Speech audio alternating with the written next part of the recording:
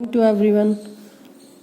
आज मैं आप सभी को बीएड फर्स्ट ईयर का प्रैक्टिकल फाइल का वर्क बताने जा रही हूँ। इसको ध्यान से समझें, जो समझ में ना आए तो कॉलेज में कांटेक्ट करें। आपने सिलेबस में देखा होगा PC5, EPC1, EPC2 और EPC3 एंड लास्ट में है टास्क एंड असाइनमेंट। ये आपका सारा प्रैक्टिकल वर्क है जो कि आपको करना है। अब आप शुरू कर सकते हैं प्रैक्टिकल वर्क, ताकि आपकी फाइल सबमिशन समय पर हो जाए। सबसे पहले आता है PC5 preparation to function as a teacher. ये आपके सिलेबस में लिखा हुआ है, बाकी ये नहीं लिखा हुआ है। ये आपको समझाने के लिए लिखा गया है कि preparation to function as a teacher में दो तरह के लेसन प्लान बनते हैं। जो आपके ग्रेजुएशन बेस पर सब्जेक्ट होते हैं उन्हीं पर वो लेसन प्लान बनाए जाते हैं। एक लेसन प्लान में 20-20 लेसन प्लान होते हैं, यानी कि इनकी एक फाइल आती है जिसके अंदर 20 लेसन प्लान लिखने होते हैं। ऐसे ही एक दूसरा लेसन प्लान होगा जो कि आपके दूसरे सब्जेक्ट का होगा। आपका अगर बीए में हिंदी और एसएसटी है तो एक लेसन प्लान आपका हिंदी का बनेगा और एक लेसन प्लान आपका एसएसटी का बनेगा। अगर आप साइंस स्ट्रीम से हैं तो अगर किसी के पास मैथ और बायो है तो उसे मैथ एक लेसन प्लान मैथ का बनेगा और दूसरा लेसन प्लान बायो का बनेगा।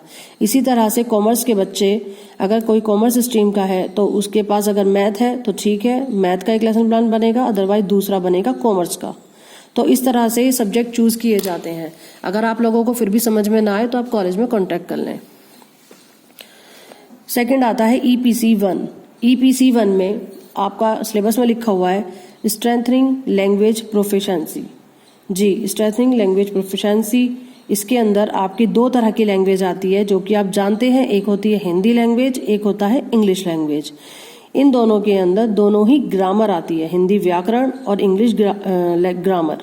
और ये 6 to 8 क्लास की ग्रामर लिखनी होती है। ये सभी बच्चों के लिए कंपलसरी है। 2 फाइल, टोटल 2 फाइल है इसकी। स्ट्रेंथनिंग लैंग्वेज प्रोफिशिएंसी की 2 फाइल हैं, जो कि आपको एक हिंदी लैंग्वेज बनानी है और एक इंग्लिश लैंग्वेज बनानी है। और ये सभी बच्चों के लिए इट्स कंपलसरी फाइल है। ऐसा नहीं है कि कोई साइंस स्ट्रीम का है या कॉमर्स स्ट्रीम का है या आर्ट स्ट्रीम का है। ये सभी स्ट्रीम्स के लिए इक्वल है। ये कंपलसरी सब्जेक्ट है, 2 फाइल। थर्ड आती है आपकी EPC2, जो कि इसका नाम है आर्ट एंड एस्थेटिक।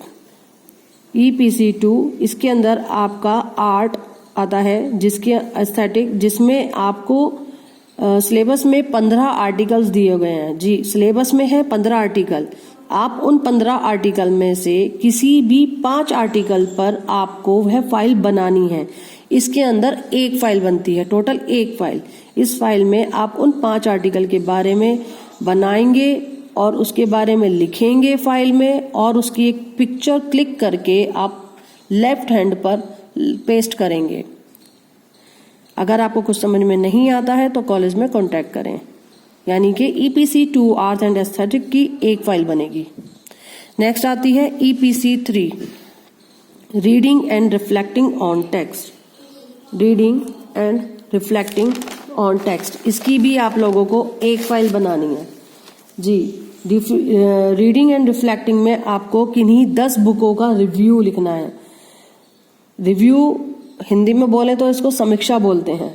रिव्यूज का मतलब होता है कि जैसे आपने कोई मूवी देखी, उस मूवी में आपको क्या कैरेक्टर अच्छा लगा, क्या नहीं लगा, उसकी स्टोरी कैसी थी, कौन उसका ऑथर था, कौन राइटर था, ये आपको इसमें लिखना है। ऑथर का नाम, पब्लिकेशन, प्रकाशन, राइटर, चैप्टर वाइज इसको आपको लिखने हैं। तो आपको इसमें किन्हीं 10 बुकों का रिव्यू लिखना है। अगर आपको कुछ समझ में नहीं आता है तो कॉलेज में कॉन्टेक्ट करें। आपका नेक्स्ट आता है टास्क एंड असाइनमेंट। इसमें आपकी टोटल 4 असाइनमेंट बनते हैं, जो कि आपके 4 असाइनमेंट आपके मेन कोर्सेज, यानी कि आपके जो सिलेबस में CC1, CC2, CC3, CC4, ये जो 4 मेन सब्जेक्ट हैं आपके, जो कि सभी बच्चों के लिए कंपलसरी हैं, उनमें से किसी भी एक यूनिट पर आपको असाइनमेंट रेडी करना है। वह असाइनमेंट 10 से 12 पेज का होगा।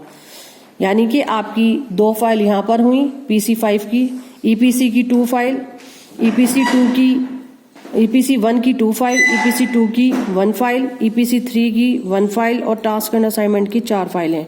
टोटल आपकी होती हैं 10 फाइलें। आप अपना प्रैक्टिकल वर्क स्टार्ट करें और ये 10 फाइलें कंप्लीट करके कॉलेज में सबमिट करें। Thank you.